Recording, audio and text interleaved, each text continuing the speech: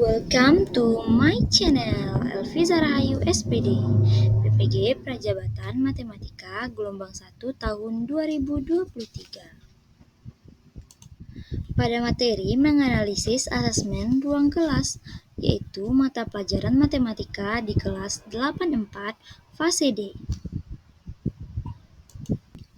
Adapun capaian pembelajarannya yaitu peserta didik mampu menyelesaikan sistem persamaan linear dua variabel melalui beberapa cara untuk menyelesaikan masalah. Tujuan pembelajaran ada 9 tujuan. Yang pertama, peserta didik mampu mendefinisikan persamaan linear dua variabel dengan tepat. Yang kedua, peserta didik mampu mengubah suatu situasi ke dalam bentuk model matematika dengan tepat. 3. Peserta didik mampu menyajikan persamaan linear dua variabel ke dalam grafik dengan tepat. Yang keempat, peserta didik mampu mendefinisikan sistem persamaan linear dua variabel dengan tepat. Yang kelima, peserta didik mampu menyelesaikan sistem persamaan linear dua variabel dengan metode grafik dengan tepat. Yang keenam, peserta didik mampu menyelesaikan sistem persamaan linear dua variabel dengan metode substitusi dengan tepat. Yang ketujuh, peserta didik mampu menyelesaikan sistem persamaan linear dua variabel dengan metode eliminasi dengan tepat. Yang kedelapan, peserta didik mampu menyelesaikan sistem persamaan linear dua variabel dengan metode campuran. Sedangkan yang kesembilan, peserta didik mampu menerapkan konsep sistem persamaan linear dua variabel ke dalam bentuk permasalahan yang kontekstual dengan tepat. Materi ajar yaitu topiknya adalah sistem persamaan linear dua variabel atau yang disingkat dengan SPLDV. Jenis asesmen yang digunakan yaitu formatif dan juga sumatif.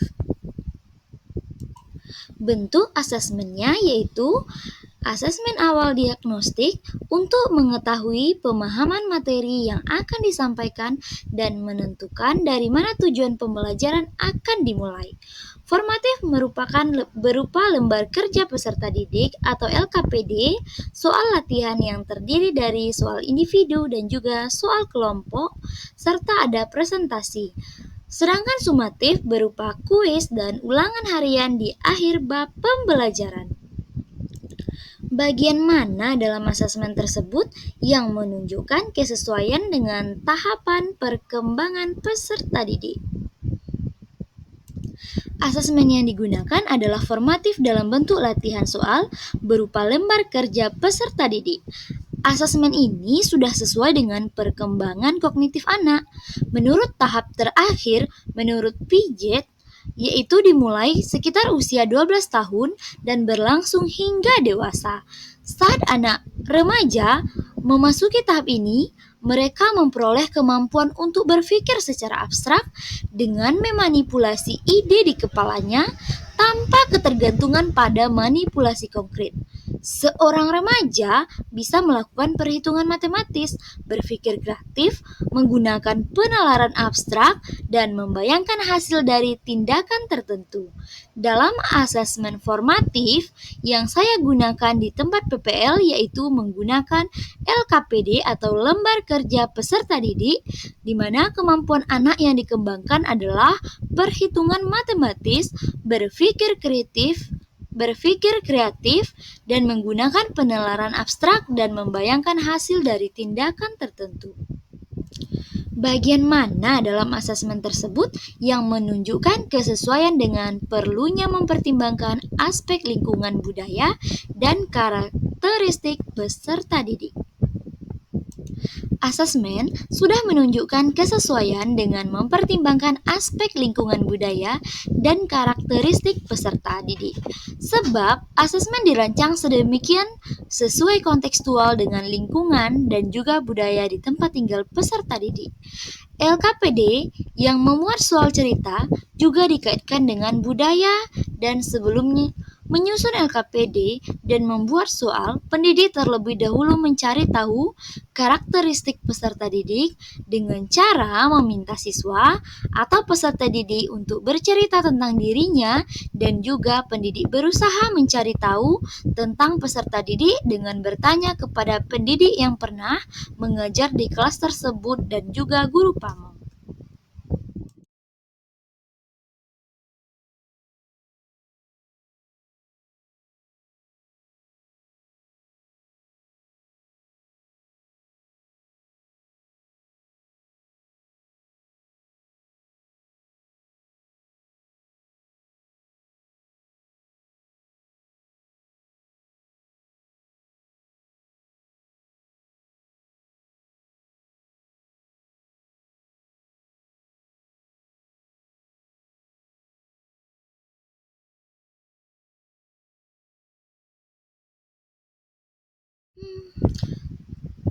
Ketika saya menjadi guru di kelas tersebut, hal yang ingin saya tingkatkan untuk lebih memaksimalkan efektivitas asesmen dengan memperhatikan tahap perkembangan peserta didik, lingkungan budaya dan karakter peserta didik, serta kemampuan peserta didik.